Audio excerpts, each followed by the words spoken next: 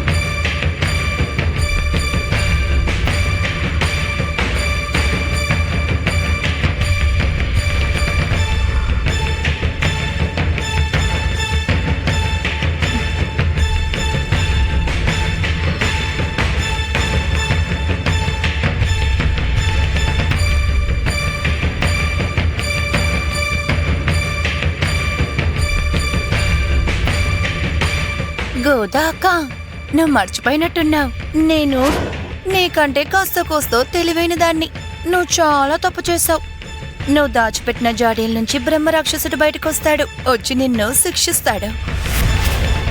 ఏమండి ఏమండి ఏమండి ఏమండి ఏమండి ఇదిగో చూడండి, జాడీలు. ఈ జాడీల నిండా పచ్చడ్లున్నాయి. సరే, ఇప్పుడు మీరే చెప్పండి, ఇవి మన ఇంట్లోకి ఎలా వచ్చాయి? దెయ్యమో భూతమో తెచ్చిందా, లేక దాము సెడి తెచ్చాడా? అమ్మో అయ్యో, నేను తేలేదండి. నేనెందుకు తెస్తాను? నేను అబద్ధం ఆడితే నన్ను చెట్టుకు వేలాడదీయండి. అయ్యో అయ్యగారు, నేను మీ ఎదురుగానే ఉన్నాను కదండి. అయితే మీరే చెప్పండి, ఈ జాడీలు గాల్లో ఎగురుతూ వచ్చాయా, లేక స్వరంగా నుంచి వచ్చాయా? అది కాదు, అసలు ఈ ఊర్లో పచ్చళ్ళు ఎవరు అమ్ముతారో అందరికీ బాగా తెలుసు.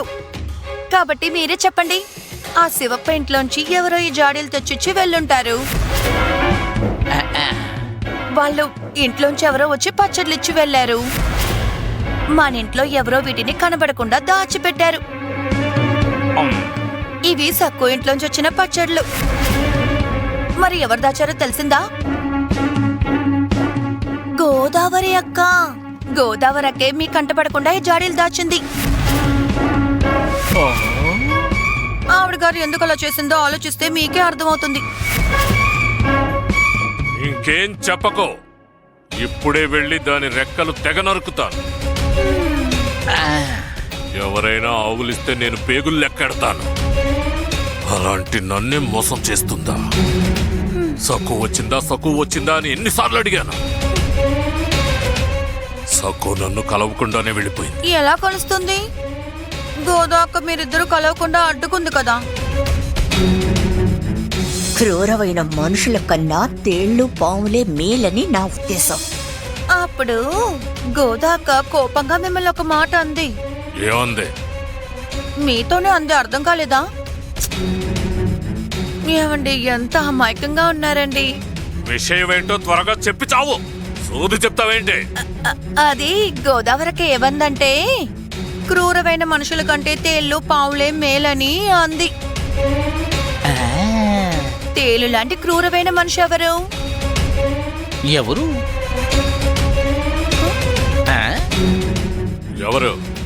అయ్యో శ్రీవారు, మీరేనండి. ఓ అయ్యయ్యో, అయ్యగారు మిమ్మల్ని తేలనేశారు.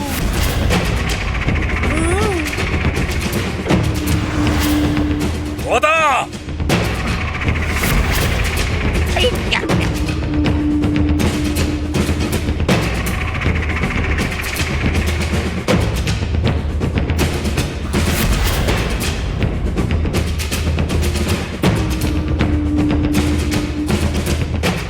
ఇక్కడ నేను నా సఖు దర్శనం కోసం తహతహలాడిపోతూ ఉంటే నువ్వు సఖుని దాచిపెడతావా?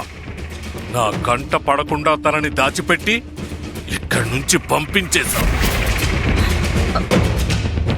నా అనుమతి లేకుండా నా సకుని నువ్వెందుకు పంపించావు? మర్యాదగా సమాధానం చెప్పు. నా సకుని ఎందుకు పంపించావు? తను పచ్చళ్ళు తీసుకొస్తే చెప్పవా నువ్వు? ఎందుకు నువ్వు ఫలితం అనుభవిస్తావు? నువ్వు నన్ను రెచ్చగొట్టావు. నీకు శిక్ష తప్పదు. ఇది ఆరంభం మాత్రమే. నీకివాళ మూడింది.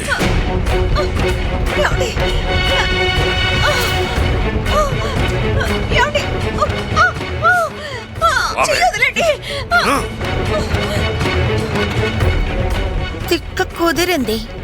కనపడితే చాలా ఆపకుండా నీతులు చెప్పి నన్ను విసిగించేస్తోంది. బాగా ఇరికించాను. ఎంత కొవ్వే నీకు?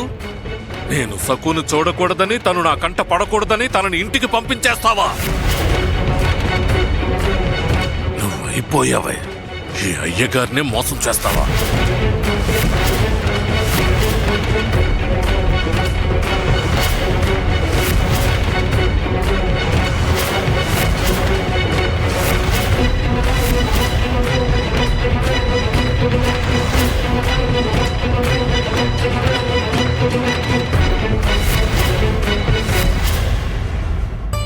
అత్త దిష్టి, అమ్మ దిష్టి, ఇరుగు దిష్టి, పొరుగు దిష్టి, ఇంట్లో వాళ్ళ దిష్టి, వీధిలో వాళ్ళ దిష్టి అంతా పోవాలి. ఓ పాపిష్టివాడి దిష్టి నీకు తగిలినట్టుంది సఖు. బామ్మ, నేను అసలు తాతయ్య గారికి ఇవాళ కనపడలేదు బామ్మ. నన్ను గోదా అక్కయ్య వంటింట్లో దాచిపెట్టింది. ఆ పాపిష్టివాడు నిన్ను చూడకపోయినా వాడి దిష్టి నీకు తగులుతుంది. అర్థమైందా? హా? ఆయన దిష్టి నాకెందుకు తగులుతుంది బామ్మ? ఆయనకి నాకేం సంబంధం? ఈ గొడవకు కారణం నువ్వే కదా. నాకు ముందే తెలుసుంటే వాణ్ణి. అమ్మా, హా?